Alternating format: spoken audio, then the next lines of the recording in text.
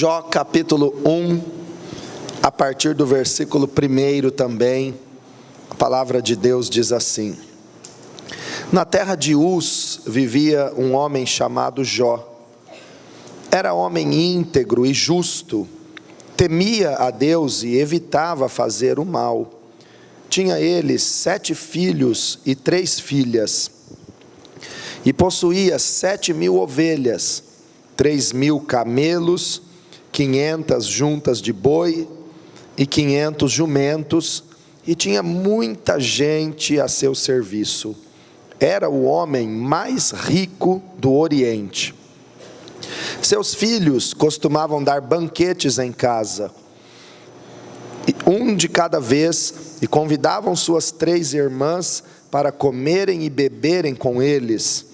Terminado um período de banquetes, Jó mandava chamá-los e fazia com que se purificassem.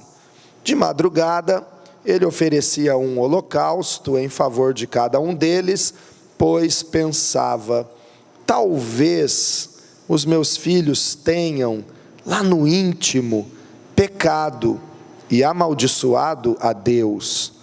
Era essa a prática constante de Jó.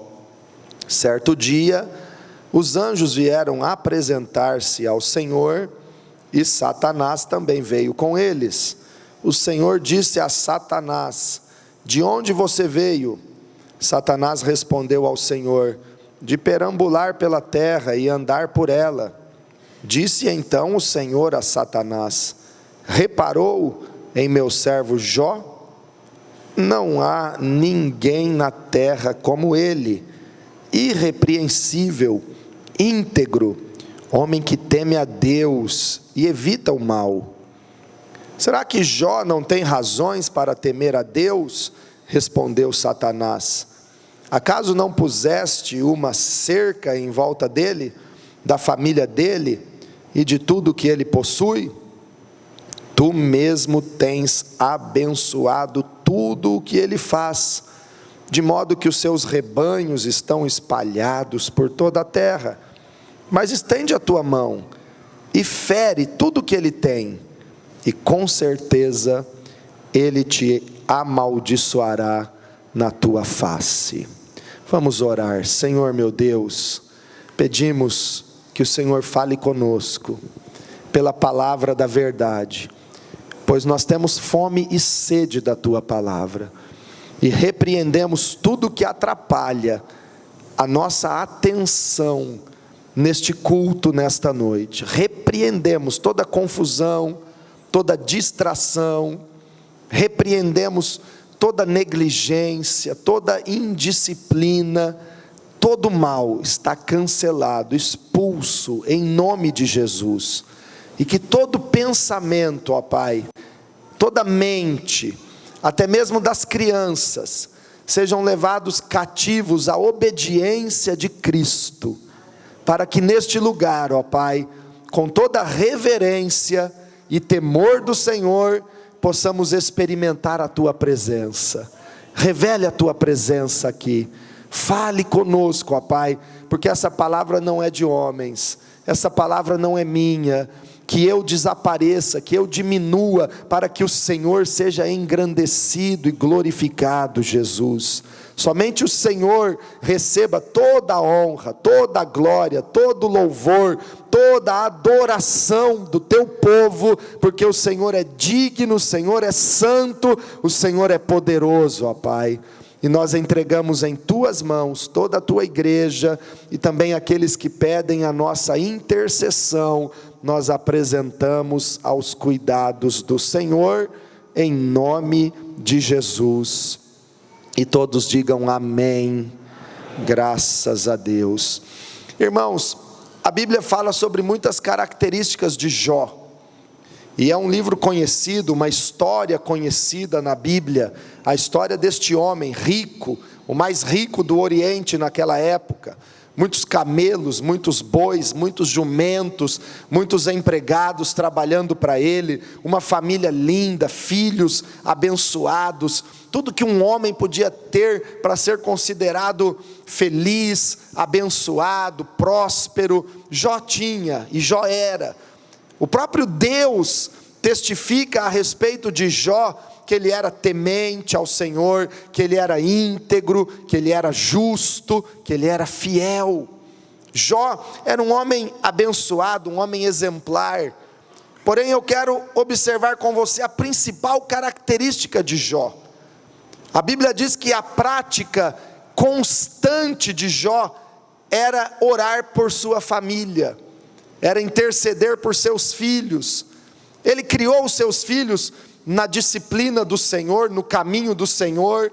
Seus filhos não eram perdidos, não eram filhos problemáticos, mas a Bíblia diz que os seus filhos, quando davam um banquete, uma festa, e convidavam suas irmãs, e todos eles se alegravam juntos, depois daquele período de banquetes, Jó chamava seus filhos para perto, e os purificava, e apresentava holocaustos e sacrifícios perante Deus, em favor dos seus filhos, e orava por eles, e pedia a Deus que perdoasse os seus filhos, porque Jó pensava assim: se porventura os meus filhos, lá no íntimo deles, num pensamento sequer, se eles pecaram contra Deus, isso trará enormes consequências negativas na vida deles, eu preciso orar pelos meus filhos. Então Jó oferecia holocaustos em favor de cada um deles, pedia perdão a Deus por eles, e a Bíblia diz no final do versículo 5, que essa era a prática constante de Jó. Jó orava pelos seus filhos, Jó intercedia pela sua família, e esta atitude de intercessão nada mais é do que orar pelos outros. Um intercessor é uma pessoa que se coloca diante de Deus em favor de alguém, se coloca diante de Deus em favor da igreja, em favor da cidade, em favor do seu povo. Como Jó, ele se colocava diante de Deus em favor dos seus filhos, da sua família. É isso que eu quero observar com você na vida de Jó, e que tem que estar presente na nossa vida, porque Deus procura intercessores. Diga para quem está do teu lado: Deus procura intercessores. No livro do profeta Ezequiel, no capítulo 22, versículo 30, o Senhor diz assim, Ezequiel 22, 30: procurei entre eles um homem que erguesse o muro e se pusesse na brecha diante de mim em favor desta terra, para que eu não a destruísse, mas não encontrei nenhum. Observe o que Deus está dizendo aqui: procurei um homem, procurei uma pessoa que erguesse um muro de intercessão, que se pusesse na brecha diante de mim, entre eu e as pessoas, entre eu e esta terra, em favor desta terra, para eu não destruir esta terra. Mas aí no final Deus diz: não encontrei nenhum. Então Deus procura intercessores. Em Isaías 59, a Bíblia diz que Deus se admirou de que não houvesse um intercessor para clamar, para se apresentar diante dele em favor das pessoas.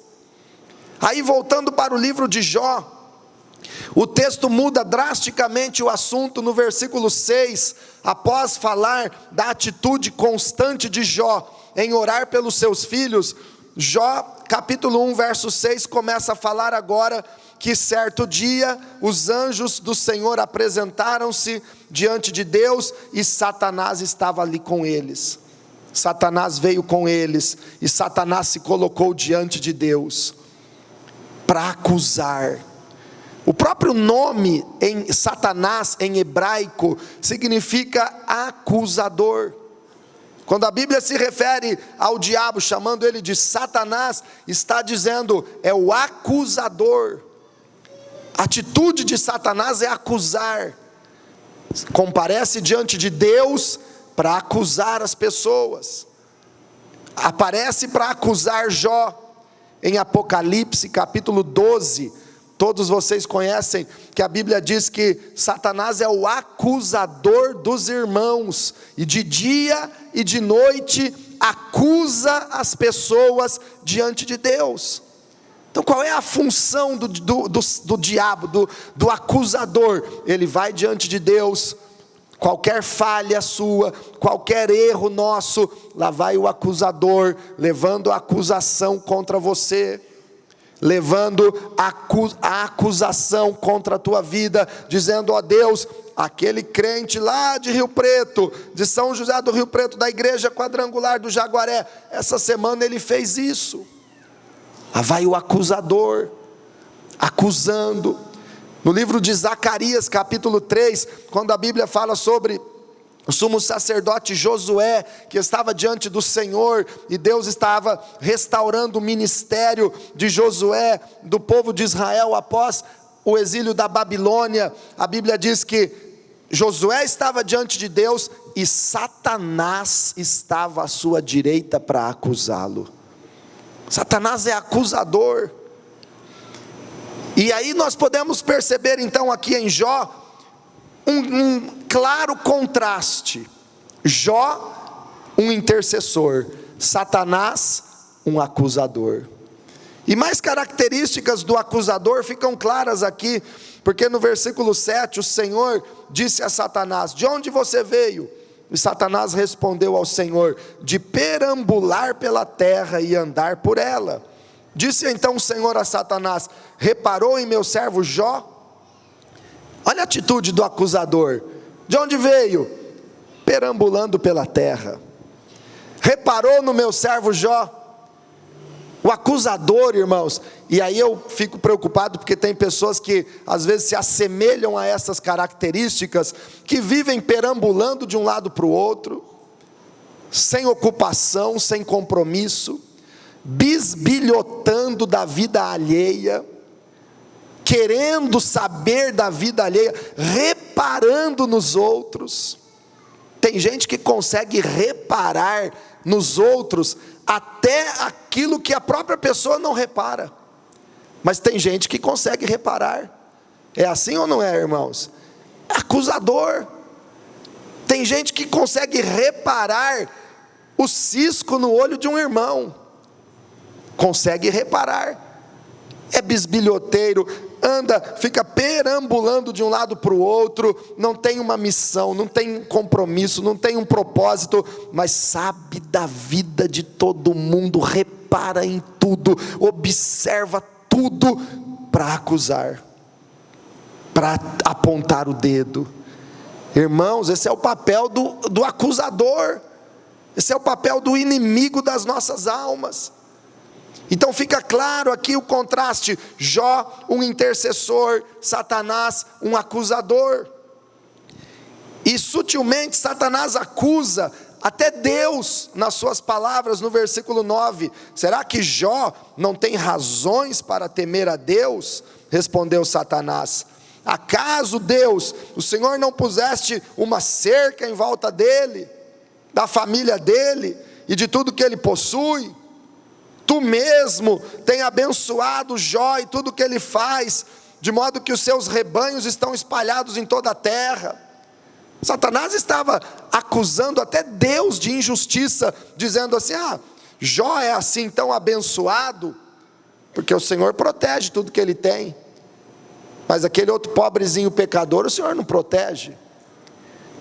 Então Satanás estava acusando, e veio ali para acusar. Aí a grave acusação de Satanás está no versículo 11. Satanás diz assim, Deus, estende a tua mão e fere Jó, e com certeza ele amaldiçoará, ele vai blasfemar, ele não vai ser mais íntegro, ele não vai ser justo.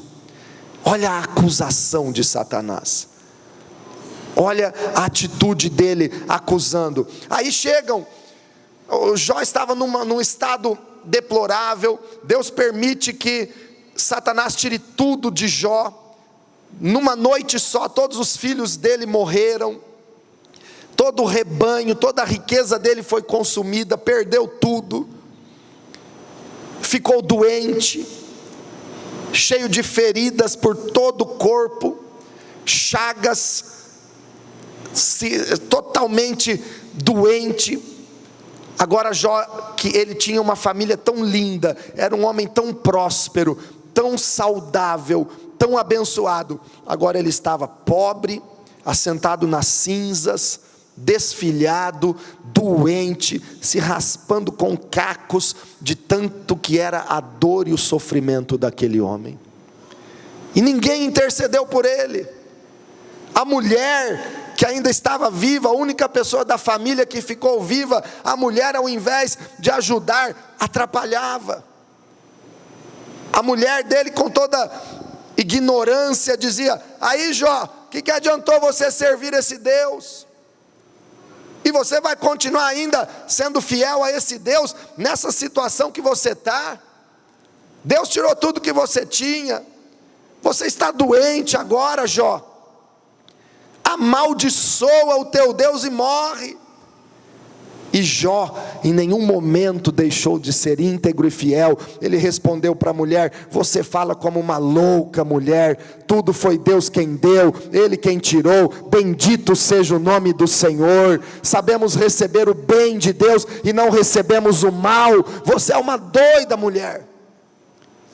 Não ajudava, ninguém ajudava Jó. Aí chegaram 3 amigos de Jó. Vamos para o capítulo 2. Capítulo 2, versículo 11. Chegam 3 amigos para ajudar.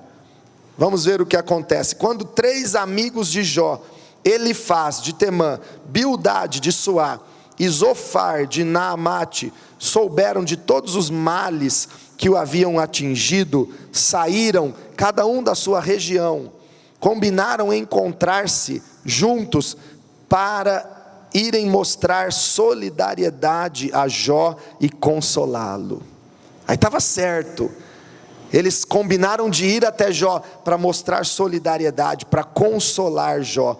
Versículo 12: quando o viram à distância, mal puderam reconhecê-lo e começaram a chorar em alta voz. Cada um deles rasgou o seu manto e colocou terra sobre a cabeça. Depois os 3 se assentaram no chão com ele, durante 7 dias e 7 noites. Ninguém lhe disse uma palavra, pois viam como era grande o seu sofrimento. Até aí estava tudo bem. Os 3 amigos chegam, se compadecem de Jó.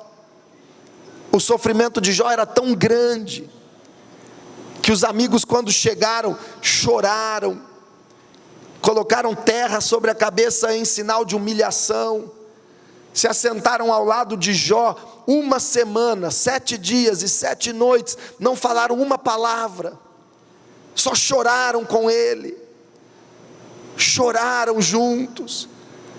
Mas daí em diante, quando começaram a abrir a boca, não consolaram Jó, não intercederam por Jó, não ajudaram Jó. Jó, que estava ali precisando de ajuda, não de acusação, começa agora a ouvir palavras de acusação dos próprios amigos. Jó, que esperava, como ele diz no capítulo 16, olhem as palavras de Jó, no capítulo 16, versículo 20 do seu livro. Jó 16, 20. Olha o que ele esperava, no que ele acreditava, o que regia a sua vida. Jó declara: o meu intercessor é meu amigo, quando diante de Deus correm lágrimas dos meus olhos, ele defende a causa do homem perante Deus, como quem defende a causa de um amigo. Era isso que Jó vivia, quando ele orava pelos seus filhos. Era isso que Jó acreditava, e ele precisava de um intercessor. Mas aqueles 3 amigos que vieram até Jó não intercederam por ele. E profeticamente Jó declara: o meu intercessor é meu amigo. Sabe o que ele estava dizendo aqui? O mesmo que ele disse no capítulo 19, quando ele declara profeticamente: o meu Redentor vive e por fim se levantará sobre a terra. Ele estava falando de Jesus. Jó estava profetizando a respeito de Jesus. Aqui também ele estava profetizando sobre Jesus. O meu intercessor é meu amigo. Quando diante de Deus correm lágrimas dos meus olhos, Ele defende a causa do homem perante Deus, como quem defende a causa de um amigo. Jesus é o teu intercessor, Ele defende a tua causa diante de Deus. Mas os 3 amigos de Jó só falavam coisas erradas, só criticavam, só acusavam. Aí o próprio Deus fala a respeito dos amigos de Jó. Vamos lá para o capítulo 42.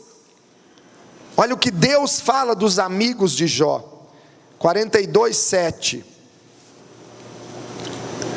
Jó 42, a partir do verso 7.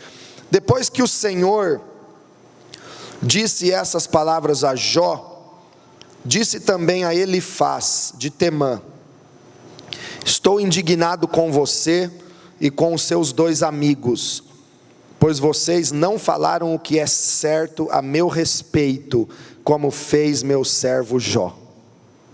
Deus ficou indignado com os amigos de Jó, porque eles não falaram o que era certo a respeito de Deus. Eles não honraram a Deus com as suas palavras, eles não consolaram Jó, eles não fizeram o que agradava a Deus diante de Jó. Estou indignado com você, Elifaz, e com seus 2 amigos. Aí olha o que Deus manda os amigos de Jó fazerem, versículo 8: vão agora até meu servo Jó, levem 7 novilhos e 7 carneiros, e com eles apresentem holocaustos em favor de vocês mesmos. Meu servo Jó orará por vocês, eu aceitarei a oração dele, e não lhes farei o que vocês merecem, pela loucura que cometeram. Vocês não falaram o que é certo a meu respeito, como fez o meu servo Jó. Vão lá, Jó vai orar por vocês, porque vocês não falaram o que é certo a meu respeito. Vocês não fizeram o que deviam. Agora peguem 7 novilhos, 7 carneiros, apresentem holocaustos em favor de vocês, e o meu servo Jó orará por vocês. Jó era um intercessor. Deus procura intercessores. Deus só não destruiu os amigos de Jó, porque Jó intercedeu por eles, Jó orou por eles, e Deus perdoou. O próprio Deus mandou eles irem lá: Jó vai orar por vocês, e eu não farei o que vocês merecem pela loucura que cometeram. Irmãos, quantas vezes nós agimos de maneira errada? Quantas vezes, ao invés de interceder pela tua família, você acusa? Quantas vezes deixamos de orar pelos nossos irmãos e passamos a acusar, como Satanás faz? Então Deus procura intercessores. Aos amigos de Jó, ele diz: vão até o meu servo Jó, ele orará por vocês, e eu aceitarei a oração dele. Deus procura intercessores. O livro de Jó baseia-se nessa prática constante que ele tinha. Ele orava, ele intercedia, Satanás acusava. Jó perde tudo, ninguém o consola, ninguém intercede por ele. Ele declara no capítulo 16: meu intercessor é meu amigo, ele intercede por mim. Ele acreditava em Deus. No final do capítulo, os amigos dele pedem oração, Jó ora por eles, Deus perdoa os seus amigos, Deus nos ensina a importância de sermos um intercessor. Há um chamado de Deus para todos nós intercedermos, porque quando nós deixamos de interceder, nós passamos a acusar. Meu irmão, minha irmã, certamente se você não interceder pela tua família, daqui a um tempo você estará acusando as pessoas da tua família de alguma coisa. Ou nós intercedemos, ou nós vamos passar a acusar. E eu estava perguntando para o Senhor, eu sempre soube a importância da intercessão, sempre reconheci o quanto é importante a intercessão, mas essa semana Deus falou claramente comigo na palavra, me dizendo que o ministério da intercessão é como o ministério de um sacerdote.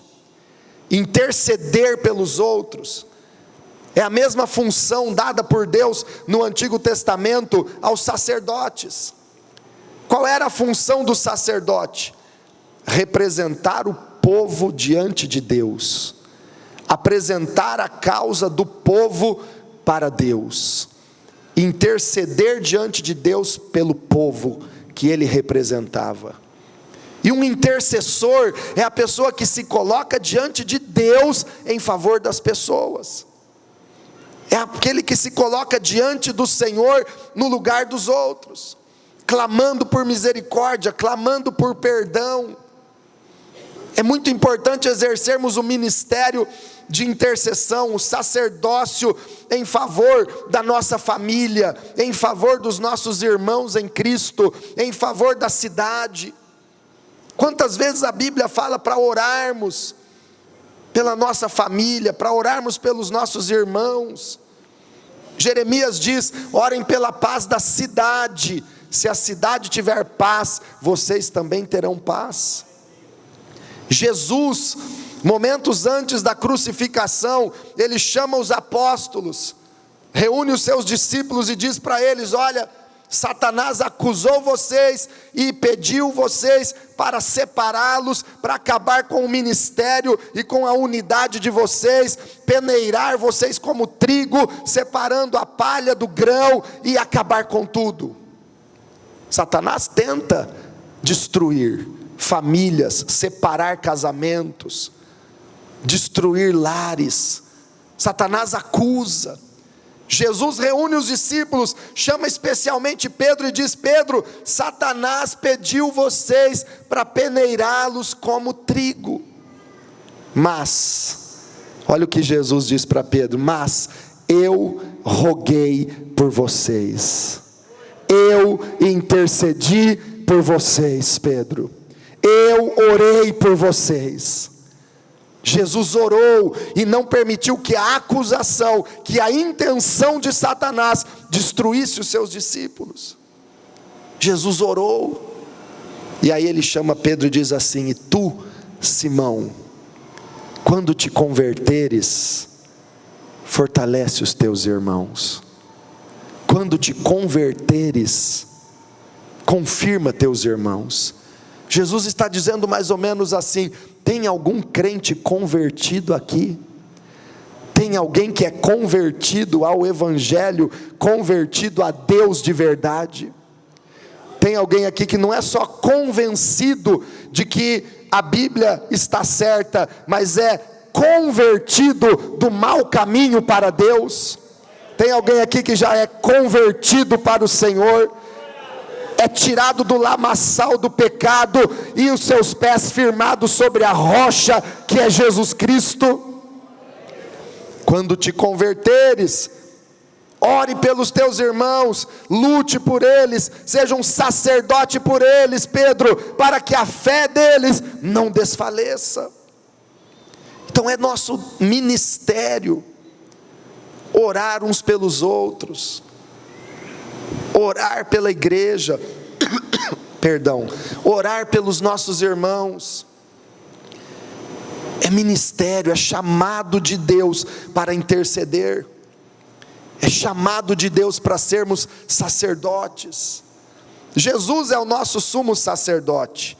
Vamos ler Hebreus capítulo 4, versículo 14. Olha quem é Jesus. Hebreus capítulo 4, versículo 14. Portanto, visto que temos um grande sumo sacerdote, que adentrou os céus, Jesus, o Filho de Deus, apeguemo-nos com toda a firmeza à fé que professamos. Diga comigo: eu tenho um grande sumo sacerdote, Jesus Cristo, Filho de Deus. Aleluia. Jesus é o nosso sumo sacerdote, o único mediador entre Deus e os homens, entre os homens e Deus, é Jesus Cristo. Não há outro nome pelo qual nós nos achegamos a Deus, a não ser Jesus Cristo. Ele é o sumo sacerdote, e na condição de sumo sacerdote, Jesus intercede por nós. Romanos capítulo 8, versículo 34, olha o que Jesus faz por nós, como o sumo sacerdote que Ele é. Romanos 8, 34, quem os condenará? Foi Cristo Jesus que morreu, e mais, que ressuscitou, e está à direita de Deus, e também intercede por nós. Aleluia. Foi Jesus que morreu, mas ressuscitou, e está à direita de Deus, e intercede por nós. Vou dizer de novo: Jesus morreu, mas ressuscitou. Quem ressuscitou está vivo, e está à direita de Deus. E o que Ele está fazendo à direita de Deus? Sentado ou dormindo, assistindo um filme bonito, comendo uma uva saborosa, sendo abanado por anjos. Não, Ele morreu, Ele ressuscitou, Ele está à direita de Deus Pai, e Ele está intercedendo por nós. Imagine a cena lá no céu. Aleluia. Ele é o sumo sacerdote, que se compadece das nossas fraquezas, que intercede por nós junto ao Pai. Aí imagine comigo a cena lá no céu. Deus Pai em seu alto e sublime trono, Jesus Cristo assentado à direita do Pai na glória. De repente, chega um ser escuro, maligno, asqueroso, maldito, chamado Satanás, trazendo uma acusação formal contra você. Deus, trago uma acusação contra aquele crente, aquela crentona, aquele crentão. Ele fez isso, isso e isso. Eu o acuso diante do Senhor.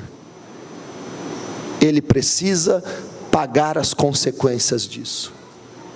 O acusador. Apocalipse 12 revela claramente que de dia e de noite, 2 turnos, Satanás vai diante de Deus acusar os irmãos. Eu imagino ele dizendo assim, e ele conversa com Deus, como a Bíblia diz em Jó: Deus, o irmão fulano de tal fez isso. Acusação. A acusação é apresentada. Deus é o juiz poderoso. Ele é justo, ele tem que agir com justiça. Qualquer juiz, diante de uma acusação formal e comprovadamente justa, ele tem que condenar. Chega a acusação, tem pecado, tem condenação. Após a acusação formal do inimigo acusador, Jesus se levanta ao lado do Pai, e Jesus intercede por nós junto ao Pai. Jesus diz: Pai, essa acusação procede, é verdadeira, mas olha as minhas mãos, eu morri por ele, e hoje mesmo essa pessoa já pediu perdão, e eu ofereço o meu sangue em lugar dela.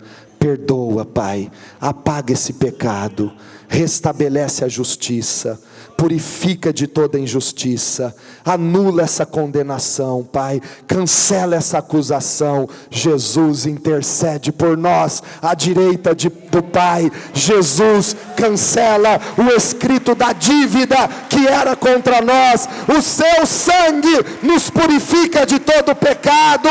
Dá glória a Deus. É Jesus, é Jesus. Por isso a Bíblia diz: quem os condenará? O acusador quer condenar você. Quem os citou e está à direita do Pai e intercede por nós. Jesus está lá falando: Pai, perdoa. Lembram-se das palavras de Jesus na cruz, crucificado, ensanguentado, sua carne moída pelos cravos, pelos chicotes, pela coroa de espinhos, o sangue escorrendo, a dor física tremenda, a dor emocional, a humilhação, a vergonha muito forte, os seus algozes ali aos pés da cruz, religiosos, fariseus, saduceus, sacerdotes, membros do sinédrio que condenaram Jesus, todos ali zombando dele. Se tu és o Filho de Deus, desça da cruz e creremos em ti. Soldados romanos, gentios, centuriões, zombando de Jesus naquela cruz, cuspiram nele, maltrataram ele, açoitaram ele sem piedade. Agora todos eles ali aos pés da cruz, e Jesus crucificado, aquela dor enorme, aquele fardo dos nossos pecados sobre ele, das nossas maldições sobre ele, das nossas doenças sobre ele. E na cruz ele ora como um sacerdote, não como um acusador, e ele diz: Pai, perdoa-lhes, porque eles não sabem o que fazem. Perdoa-lhes, porque eles não sabem o que fazem. Sacerdote ora assim, acusador aponta o dedo e atira a pedra. Jesus é sacerdote. E a Bíblia diz, irmãos, poderíamos citar muitos versículos, que nós somos sacerdotes de Deus. Diga para quem está aí do teu lado: você foi chamado para ser sacerdote. Aleluia. 1 de Pedro, capítulo 2, primeira epístola de Pedro, capítulo 2, versículo 5.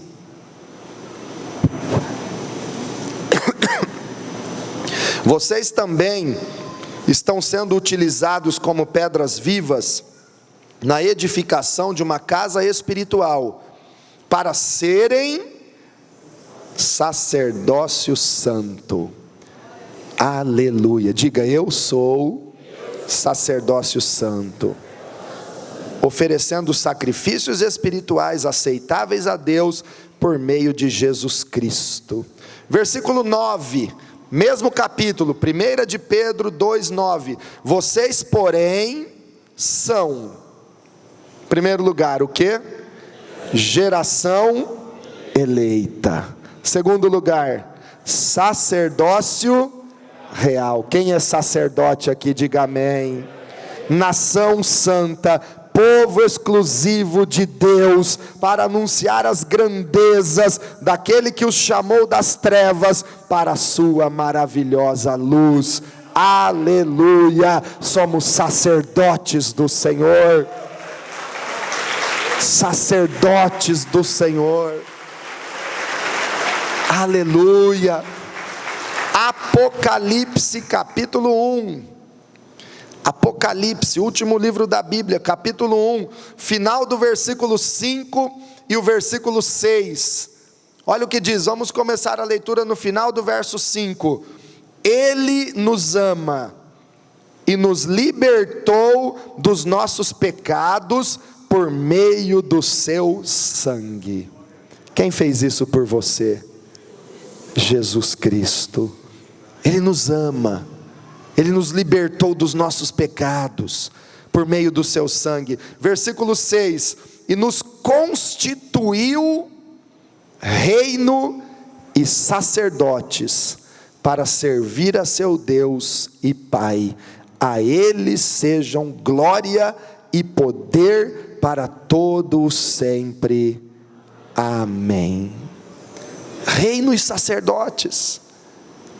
Somos sacerdotes do Senhor, da mesma forma que os sacerdotes do Antigo Testamento apresentavam o povo diante de Deus, levavam a oferta e o sacrifício do povo perante Deus, e rogavam a Deus o perdão dos pecados do povo, clamavam a Deus que perdoasse e tivesse misericórdia do seu povo. Assim hoje, eu e você somos sacerdotes de Deus. Na família, Deus quer sacerdotes. Na igreja, Deus levanta sacerdotes. Nesta cidade, neste país, Deus está procurando intercessores, sacerdotes que se apresentem diante de Deus, pedindo a sua graça, pedindo salvação para a cidade, pedindo a cura para as pessoas oprimidas, pedindo que Ele tenha misericórdia. Tua família precisa de um intercessor. Tua família precisa da tua oração, como um sacerdote que chega diante do Senhor e diz: Pai, perdoe os pecados do meu marido, da minha esposa, dos meus filhos. Deus, tenha misericórdia da minha família. A igreja precisa de sacerdotes, não para apontar o dedo e acusar, mas para se colocar diante de Deus e dizer: Senhor, derrama teu poder sobre nós e salva, acrescenta à igreja os que estão perdidos. Ó Deus, salva esta cidade, porque eu não quero que ninguém se perca nesta cidade. Sacerdotes. E eu quero terminar, irmãos, dizendo rapidamente o que acontece quando nós intercedemos. O que acontece? O livro de Jó começa citando Jó como um intercessor da sua família, e o livro de Jó termina contando a história que ele ora pelos seus amigos e Deus restitui o dobro do que ele tinha. Jó 42:10, vamos ver, Jó 42:10. Depois que Jó orou por seus amigos, o Senhor o tornou novamente próspero e lhe deu em dobro tudo o que tinha antes. Oração de Jó, intercessão. O que acontece quando eu e você exercemos este ministério de sacerdotes, de intercessores, seja no âmbito familiar, ou na célula, ou no âmbito ministerial, pastoral, ou pela cidade. Eu conheço testemunhos de homens de Deus que transformaram uma nação quando se colocaram na brecha como intercessores por aquela nação. Um homem de Deus transformou o país de Gales no início do século 20 por causa da sua intercessão por aquela nação. O que acontece quando nós começamos a interceder? Primeiro, tem respostas de Deus. O que Deus falou para os amigos de Jó? Vão lá até Jó, ele vai orar por vocês, e eu vou ouvir a oração do meu servo Jó. Irmão, irmã, quando você ora, Deus ouve, Deus responde, tem respostas. Por isso eu digo para você, não pare de interceder pela tua família não. Deus está ouvindo, a resposta está vindo. Não pare de interceder pelas pessoas que você ama, não pare não. Deus dá a resposta, em breve a resposta será completa. Não pare de orar. Quando oramos, nos colocamos na brecha entre a pessoa e Deus, na função de um sacerdote, clamamos por perdão, clamamos por absolvição, clamamos por restauração, tendo uma verdadeira compaixão da pessoa por quem intercedemos. Deus responde poderosamente, Deus dá a vitória. Irmãos, quando um pai e uma mãe aprendem a se colocar de joelhos diante de Deus por seus filhos, Deus coloca os seus filhos de pé e firmados na rocha que é Jesus. Quando um líder aprende a se colocar de joelhos pela sua célula, Deus coloca essa célula de pé, ela cresce, multiplica, discípulos são gerados, porque joelho no chão traz resposta de Deus para a sua oração. Em segundo lugar, irmãos, quando nós oramos, nós estamos lutando juntamente com a pessoa. Quando intercedemos por alguém, estamos combatendo a guerra espiritual que ela está vivendo junto com ela. Olha o que o apóstolo Paulo fala em Romanos capítulo 15, versículo 30. Romanos 15, 30.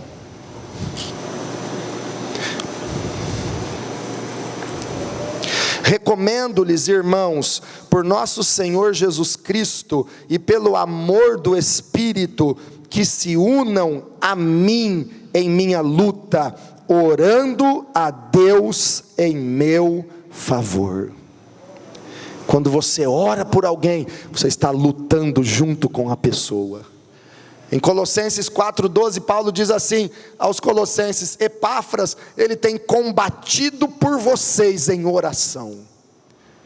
Então, quando nós oramos pela família, pelas pessoas, intercedemos pela situação que a pessoa está vivendo, nós entramos na guerra, fazemos guerra espiritual em oração junto com a pessoa, e interceptamos os ataques do inferno contra aquela vida, e Deus dá a vitória. Porque Jesus não entra conosco numa guerra para perder. Jesus nunca perdeu uma batalha. E quando você entra numa guerra em oração no nome de Jesus, você entra para vencer. A vitória será grande em nome de Jesus. Lembrem-se de Moisés no monte, no alto de um outeiro, mãos levantadas, intercedendo por Israel, que estava batalhando contra os midianitas, contra os amalequitas. Moisés levantava as mãos, Josué e o povo de Israel prevaleciam sobre os amalequitas, mãos levantadas, intercessão de Moisés, vitória garantida ali na guerra. Mas as mãos de Moisés pesavam e ele começava a cansar, e ele abaixava os braços, Josué perdia, os amalequitas avançavam, Israel estava perdendo. Moisés se esforçava de novo, levantava as mãos, intercedendo, clamando, enquanto as mãos dele estavam levantadas, orando pelo povo, a vitória era dada. Mãos levantadas em oração é garantia de vitória nas circunstâncias da tua vida. Então vieram Arão e Ur, segurando as mãos, os braços de Moisés levantados, e pela intercessão, pela oração, Israel teve vitória naquela guerra. Fale para quem está aí perto de você: a tua luta vai ter vitória. Eu vou orar com você e a vitória será dada. Terceiro lugar, irmãos, quando nós oramos e intercedemos, nós prosperamos. A prosperidade está ligada a você exercer o ministério sacerdotal dado por Cristo para interceder pelas pessoas. Quando Jó prosperou e recebeu o dobro de tudo que ele havia perdido? Quando ele orou pelos seus amigos. Salmo 122, verso 6: orem pela paz de Jerusalém. Resultado: prosperarão aqueles que te amam. Você ora, você prospera. Você ora, você intercede, Deus dá prosperidade. E por último, e mais importante, quando nós intercedemos, começamos a exercer este chamado de intercessores, nós começamos a nos tornar mais parecidos com Jesus, que é o sumo sacerdote, que está à direita do Pai e intercede por nós. Começamos a nos tornar mais parecidos com Jesus e menos parecidos com o acusador. Irmãos, quantas vezes as nossas atitudes, bisbilhotando, fofocando, reparando, acusando, apontando o dedo, estão tão parecidas com o inferno, com o acusador. Quantas vezes? Deus não quer uma igreja parecida com o acusador. Deus quer uma igreja parecida com o cabeça dela, o sumo sacerdote da igreja, que é Jesus Cristo. E quando nós exercemos esse ministério de intercessão, como sacerdotes na nossa família, na nossa célula, na igreja, como sacerdotes de Deus, no nosso trabalho, onde estivermos, a identidade de Cristo começa a ser estabelecida em nós. Identidade de Cristo, ou seja, eu vou me tornando a cada vez mais parecido com Jesus e não com o acusador. Quantos querem se tornar a cada dia mais parecidos com Jesus? Irmãos, a principal obra da intercessão é o que Deus faz na vida do intercessor. Você começa a interceder pelos outros, você começa a interceder pela tua família, você começa a interceder pela cidade, pela igreja, você começa a interceder pelos teus discípulos, pelos teus líderes. Deus responde, Deus dá vitória, Deus te prospera, mas principalmente aqui dentro, Deus começa a trabalhar e moldar, e a identidade de Cristo começa a ser estabelecida na tua vida. Você começa a se tornar parecido com Jesus. Vamos ler o que a Bíblia diz a respeito disso. Fiquem de pés. Vamos encerrar lendo Mateus 5, 44 e 45. Quando você começa a orar, e eu sei, meu irmão, minha irmã, que o Espírito Santo já está colocando pessoas no teu coração e na tua mente, por quem você tem que ser um intercessor e não um acusador. Deus já está colocando pessoas na tua mente, você já está lembrando de pessoas, você já está pensando em pessoas que precisam de um intercessor, não de um acusador. Acusador já basta o diabo, ele é o acusador dia e noite, mas Jesus está levantando os sacerdotes. Jesus está levantando pessoas que amam e que vão interceder. Mateus 5, 44. Mas eu lhes digo, amem os seus inimigos e orem por aqueles que os perseguem. Ah, pastor, mas são meus inimigos declarados. Essa pessoa me persegue muito. Essa pessoa fez tantos males para mim, pastor. Ore por elas. O acusador já faz o papel dele. Você não pode fazer o papel de acusador. Jesus está dizendo: amem os seus inimigos e orem por aqueles que os perseguem. Amem. Alguns manuscritos trazem um texto ainda maior: abençoem os que vos amaldiçoam, façam o bem aos que vos odeiam, orem por aqueles que o perseguem. Orem. Jó era intercessor, Satanás é acusador. Agora olha o que acontece quando você ora pelos seus inimigos, pelos que os perseguem, e quando você ora também por sua família, quando você ora por seus irmãos, quando você ora por seus amigos. Versículo 45: para que vocês venham a ser filhos de seu Pai que está nos céus. porque Ele faz raiar o seu sol sobre os maus e bons, e derrama chuva sobre os justos e injustos. Quer ser parecido com Jesus? Quer ser filho do Pai verdadeiro que está no céu? Ore por quem te persegue. Se você orar por quem ama você e por quem é uma bênção na tua vida, e acusar quem te persegue, você não parece com Jesus, parece o acusador. Mas tem que orar por quem persegue. Levante as suas mãos. Hoje nós vamos receber esse chamado sacerdotal. A partir de hoje vai ter um sacerdote na tua família. A partir de hoje tem um sacerdote de Deus para interceder pela cidade, pela igreja, por mim, pelo teu líder, pela tua célula. Vale a pena ser fiel. Enquanto cantamos, vai deixando o Espírito Santo ministrar. Daqui a pouquinho nós vamos levantar um clamor juntos, nós vamos interceder juntos. Aleluia. Mas Deus está te dizendo, vale a pena ser um intercessor, vale a pena ser um sacerdote nesta geração. Jesus está chamando sacerdotes. Somos reinos e sacerdotes do Senhor. Aleluia.